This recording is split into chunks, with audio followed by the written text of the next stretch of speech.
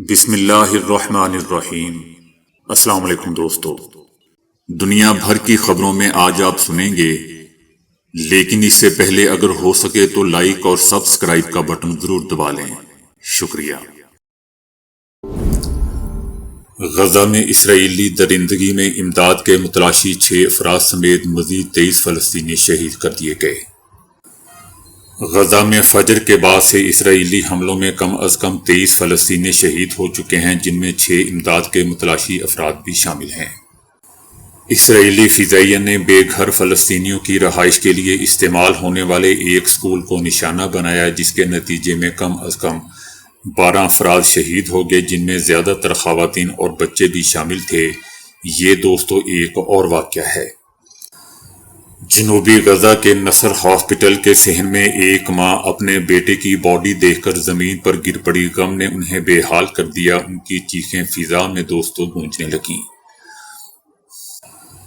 وہ روتے ہوئے 23 سالہ بیٹے کے چہرے، ہاتھوں اور پاؤں کو چومتی رہی۔ ان کے 6 دیگر بچے اور رشتہ دار انہیں روکنے کی بھی کوشش کرتے رہے۔ ماں پکارتی رہی کہ مجھے اس کے ساتھ رہنے دو، مجھے اس کے ساتھ رہنے دو۔ احمد دوبارہ بولے گا۔ اس کا کہنا تھا کہ امی میں نہیں مروں گا، رفح کے امدادی مرکز سے آپ کے لیے کچھ لے کر آؤں گا۔ احمد صبح سویرے ہی المواسی میں واقع بے گھر خاندان کے شیلٹر سے کھانے پینے کا سامان لینے نکلا تھا، مگر وہ پھر دوستوں کبھی واپس نہیں آیا۔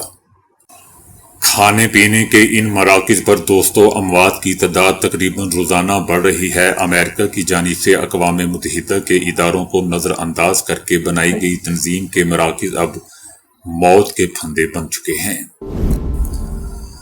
بھارت کے زیر قبضہ کشمیر میں ہندوؤں کی امرناتھ یاترا کا آغاز ہو چکا ہے، جس کے پیش نظر بھارت نے پہلگام اور گردونواہ میں سیکیورٹی ہائی الرٹ کر دی ہے۔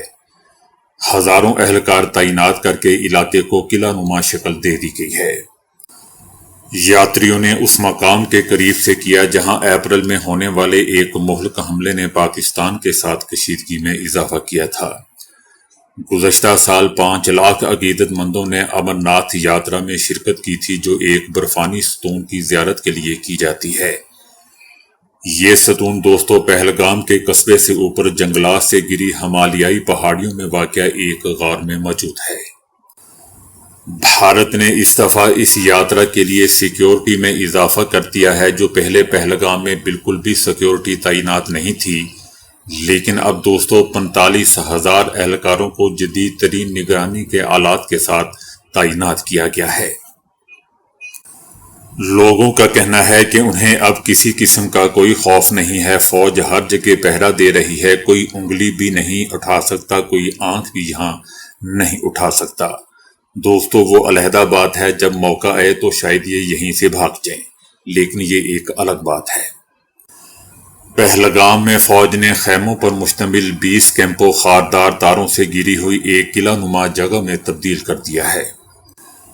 نئے تعینات کیے گئے بختر بند گاڑیوں اور ریت کی بوریوں کے پیچھے سے مسلح اہلکار سخت نگرانی کر رہے ہیں، جبکہ چہرہ شناس کیمروں کی مدد سے سیکیورٹی کو مزید مؤثر اور سخت بنا دیا گیا ہے۔ راستے میں تمام اہم مقامات پر جہاں پہلے کوئی کیمرہ نصب نہیں تھا، اعلیٰ معیار کے نگرانی کیمرے نصب کر دیے گئے ہیں۔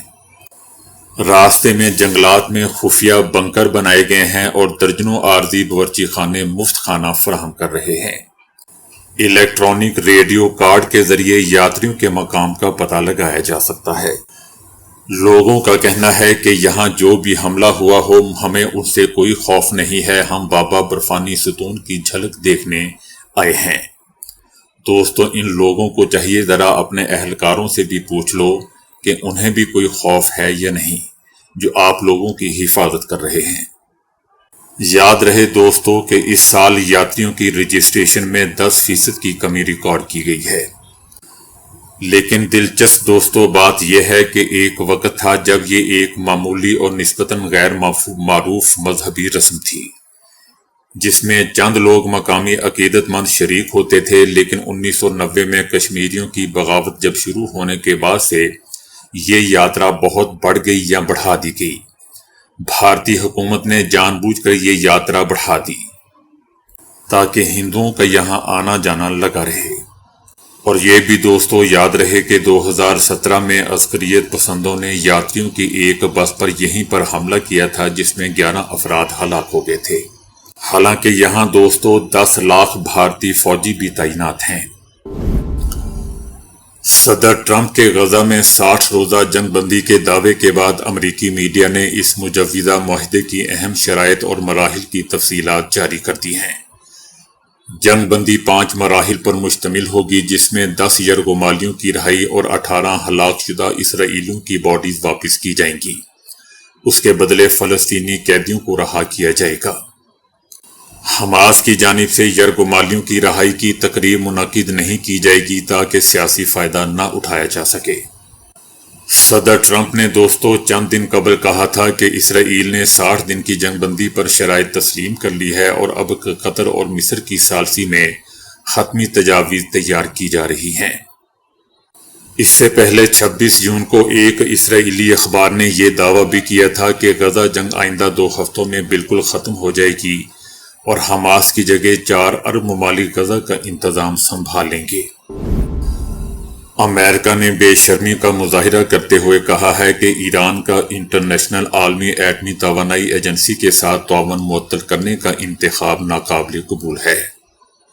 امریکہ کا کہنا ہے کہ ایران کو مزید تاخیر کے بغیر مکمل تعاون ان سے کرنا چاہیے، جبکہ ایران کا کہنا ہے کہ معاہدے کی معطلی کا بل شورا نگہبان سے منظوری کے بعد ہم پر لازم ہو گیا ہے کہ ہم اس بل کے پابند ہیں اور اس کے نفاذ میں کوئی شک نہیں۔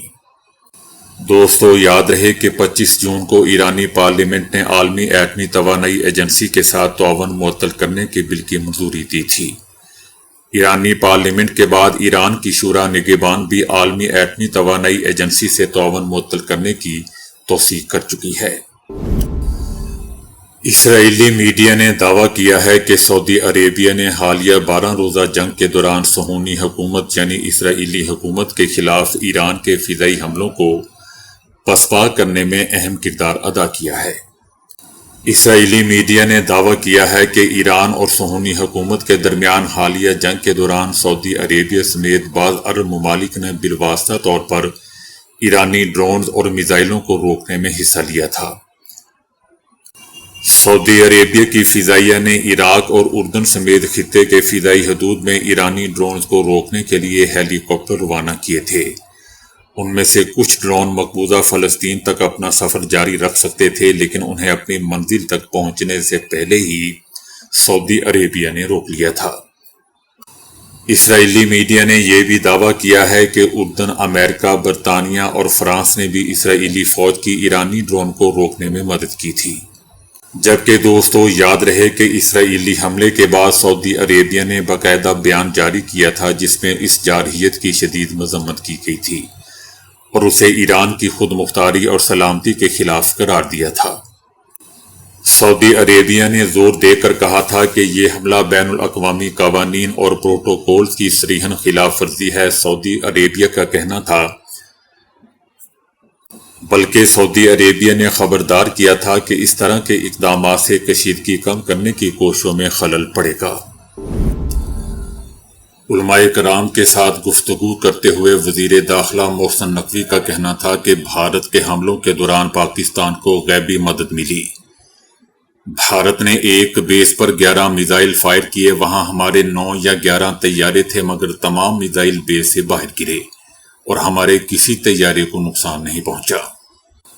لیکن دوستو اگر محسن نقوی کی بات مان لی جائے تو غیبی مدد تو پھر وہاں پہنچنی چاہیے تھی جہاں انہوں نے ہماری مساجد پر حملے کیے۔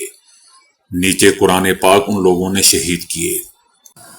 قرآن پاک اور مساجد کے سامنے دوستو طیاروں کی کیا اوقات ہے؟ اس لیے میرے خیال سے طیارے کسی غیبی مدد کے سبب نہیں بچے بلکہ بھارت کی نااہلی کی وجہ سے بچے۔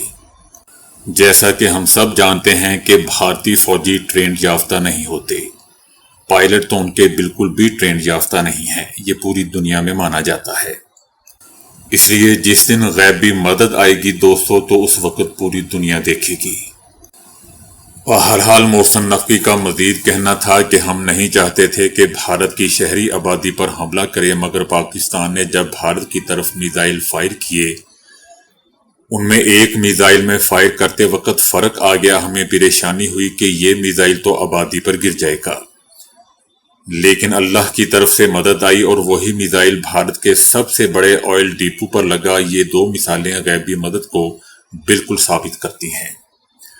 چلیں دوستو، مان لیتے ہیں اگر یہ بھی ضد ہیں، لیکن میرے خیال سے دوستو جب غزوہ ہند کے لیے ادھر سے جب کوئی قافلہ اٹھے گا تو غیبی مدد تب دیکھنے والی ہوگی، تب دنیا بھی دیکھے گی کہ غیبی مدد کیا ہوتی ہے۔